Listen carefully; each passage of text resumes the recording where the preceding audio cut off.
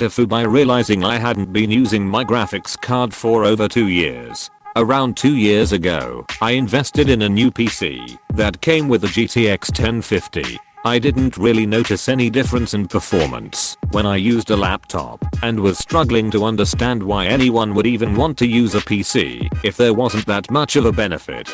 I continued using it up until a few days ago, where I finally caved in and ordered a new GTX 1660S graphics card. Obviously, I expected this new one to be much better than my previous one. Boy, I was wrong. I felt absolutely no difference whatsoever. It was only until then when I realized the HDMI cable had been connected into the crappy Intel graphics card that comes with every Intel CPU. TL. Doctor, I didn't realize my PC was connected to the crappy built-in graphics card instead of the one that I bought. Edit. For those asking if the 1050 is on sale, I'll be giving it to my brother. I've read 3 separate graphics cards TIFUs today. What is happening? Edited spelling.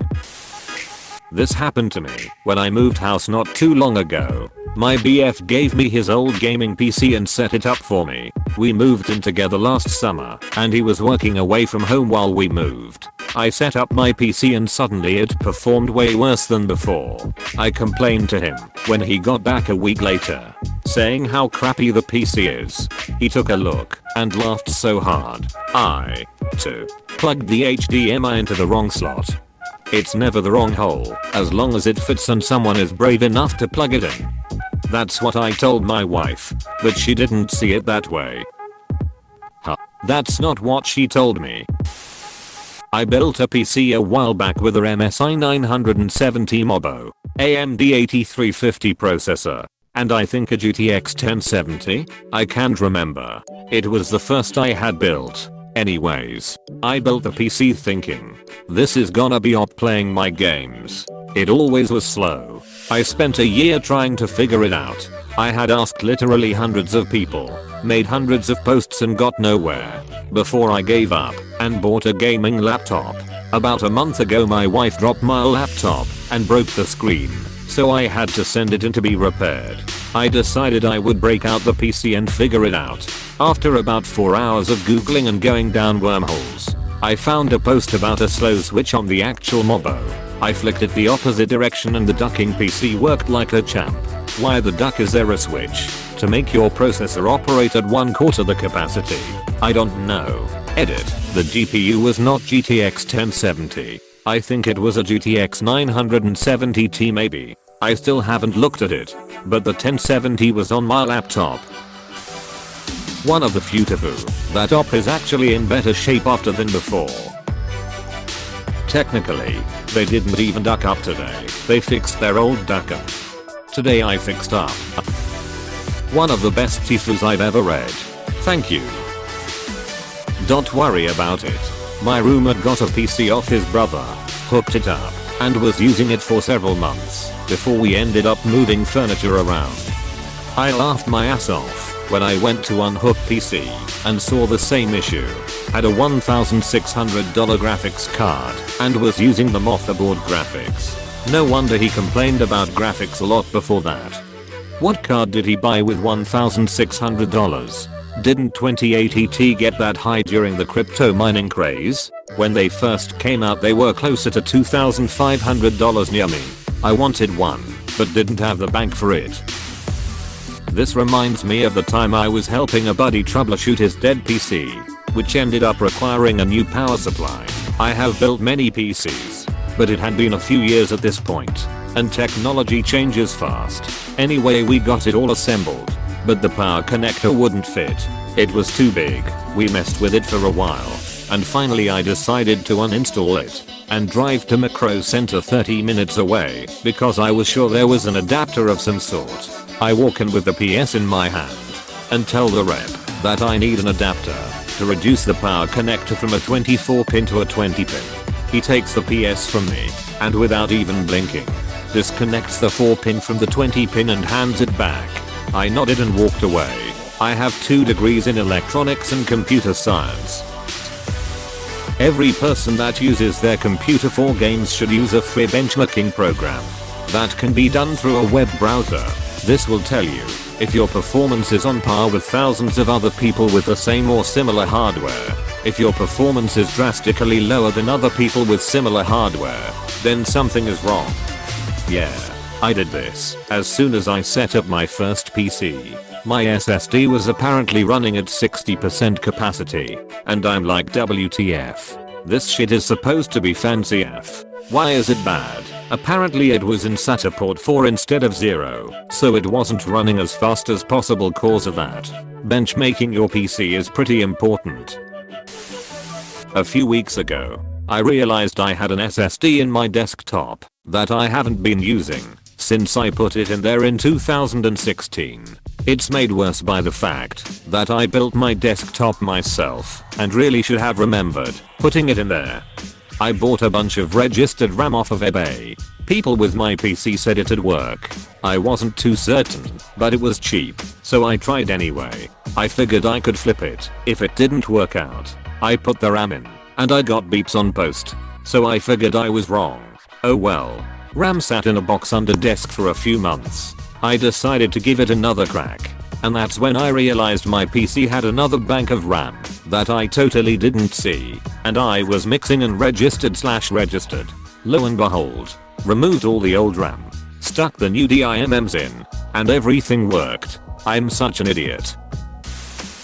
So do you happen to have a GTX 1050 for sale and brand new?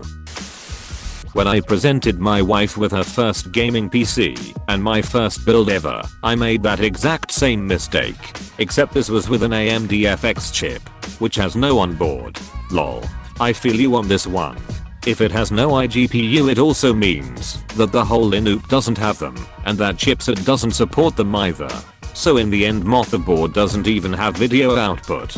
I use an Gigabyte B450 or a SE Elite in my PC with a Ryzen 5 2600. The motherboard has an HDMI port, but the CPU doesn't have an iGPU. That's different. A Ryzen G series fits that CPU socket and has graphics. There was no chip ever that used an AM3 socket and had integrated graphics. The above poster is correct. My dad did this, and hyperthreading was disabled.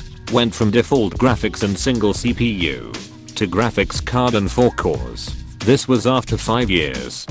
This hurts. This reminds me of my brother and me. Played on the PS3, however my dad set it up for like 5 years. Once they went away for a week, and I was home alone, so I thought, duck it. I'm bringing the PS3 into the main lounge. Gonna play on the big screen. Guys, it connects with an HDMI cable. Did not? No. It was so crystal clear. Like nothing I'd ever seen. 5 goddamn years we had it connected with a SCART cable or some red yellow white shit. I don't remember. I've never gone back since. Blew my little brother's mind when they all returned. Or some red yellow white shit are. Good old composite video with 2-channel audio. Wait. It's not called red yellow white shit. My friend bought a pre-built PC for the first time and was complaining that there were only a few USB ports and that he had to juggle switching between keyboard, mouse, headset, and controller. We were playing Rocket League. I had to tell him there were more USB ports on the back of the PC. Real stupid moment. Well, technically today you unducked up. This reminds me when I got a 144Hz monitor but didn't change the refresh rate in the settings for 3 months. Cringe part was I thought I noticed a difference. Have you turned off the placebo setting? Reminds me of the time my friend's cousin called me to help him diagnose his new gaming PC that would boot then turn off in 2 seconds. After 20 minuets of reseating every component, I realized that he had forgotten to connect the CPU power cable to the MOBO. I had a similar issue once. I had 32GB of RAM installed not knowing Windows 7 could only utilize a maximum of 16 grams. Wasn't until I updated to Windows 10 that I realized my mistake. It depends on what edition you're using. Reminds me of when I was a kid and got my first camera. Took all the pictures on a roll of film. Then afterwards I wanted to see what the inside of the roll looked like, so I proceeded to pull all the film out and destroy it, not even realizing the pictures were on it. Dude, don't feel bad. I did the exact same shit at work once. At least you didn't have to deal with the shame of paying the IT guy to come out and move that HDMI cord for you and then charge you for the 1 hour minimum service billing fee. Well, the good news is that 1050 was a pretty average card even when new, but that 1660 is pretty decent. Being a hobbyist in PC building, this pains me. Don't feel bad. I work tech support and I run across this a lot. Back in day onboard video would not even work if you had a video card installed. At some point that changed. Considering I had to dig this deep for this post is making me realize how long it's been. One of the posts referenced an old MB being 3 years old. Anything after 2010 is basically new to me still lol. So that's why there are people saying that consoles are superior and you can't see more than 4GB of RAM anyway. You can't see more than 4GB of RAM anyway. What did I just have to read? Has being sarcastic. This is a more common problem than you may think. Some friends of mine built PCs after high school with their graduation money, 2/5 plugged into their motherboard video out. Life lesson. If your PC performs like shit and you don't know why, always post on our internet tech support forum or Reddit. Almost every time there will be people willing to help anyone. No matter how stupid the question might look to the person who wants to ask the question. At the very least they will give you tools to check if everything is installed correctly. Are you telling me in 2 years you never opened devices, neither downloaded a driver for the card? Are you just realizing large portions of people have zero interest in their advanced technology, whether it's required to start or routine maintenance? People will always simply ignore it if it's technically working. How do you think thousands of people a year seize their car engines? You mean you have to change the oil? You are telling me my computer needs updates? Why do I need someone to drive my computer? Why do I need someone to drive my computer? I laughed at that more than I should. This sounds like when I put in a new hard drive and freaked out because the computer wasn't detecting it, only to realize I had plugged the cord into a spare disk drive. From someone who works in it, this one bums me out. It's a common mistake people make. It can even happen on laptops, because sometimes the default graphics card would be the Intel one, and you manually have to set the Nvidia/AMD one as the default. To think there are likely thousands doing the same thing right now. Just want to know how it's possible to miss that. Literally millions of computer setup videos online, if you are new. To use the Verge video. Hahaha, yeah, I bet he did. So the BIOS doesn't automatically disable the onboard graphics upon detecting a dedicated GPU. Nice to know. Why would it? A person who knows what they are doing might like to put another monitor there sometime. Actually these days many motherboards do disable integrated graphics when it detects a graphics card. To avoid this exact issue, OP likely has an older motherboard as they said they first got it a few years ago. Is this how console gamers use computers?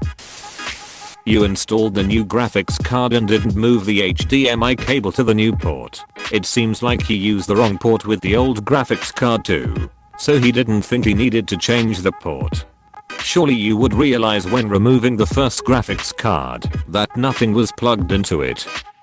Or at least after the new one is installed and you don't plug anything into it. This is like people who spend big bucks on big HD TVs and the cable installation just uses composite video inputs. My friend did this for months. We could never figure out what was wrong. He had a 970 3 years ago and could not play anything. He would bring his PC to our houses to be fixed, but soon as we would hook it up it would work fine. Then he would get home and not be able to play again. Finally I asked him if his monitor was plugged into the motherboard or the GPU, and it was that simple. This is a great instance of something that is soul crushing to the person it happens to, but is hilarious to everyone else. Today you wised up. 2 years ago you ducked up. It's funny because it sounds like me when I had money for this kind of mistake. I did the same thing and used my integrated onboard graphics card for years. It was truly tragic. Only found out when my friend was helping me change a part on my PC and called me an idiot. Oh dude, the stupidity, no offense, is too strong with this one. LMAO, what a moron. If you build a computer and can't even differentiate HDMI ports between integrated motherboard and your video card, what are you even doing? I used to work at a PC repair shop, and a lot of the times you're just plugging away to any slot that fits. We had the luxury of knowing it was the wrong port though, when the monitor would say no signal or gave you a message, use the video card port numbers. Oh no, now I'm wondering if I've ducked up too. I bet you were stoked when you actually got to experience the new graphics card, though. I mean, I did that too. For about 2 minutes, until I was searching around in my computer checking its specs. And that's why most mobbers disable the integrated graphics if there's a dedicated GPU installed. It's okay my dude. I did the exact same thing when I built my PC. It was a first time thing. And apparently my motherboard doesn't actually have a built-in graphics card or something, because it just immediately blue screened. I thought I had fried my CPU on accident and was shitting myself a bit. I did this for a week when I got my new gaming PC. Then after my graphics card working for 2 hours it stopped, and I still haven't figured out why. Hey, thanks for watching, and don't forget to subscribe.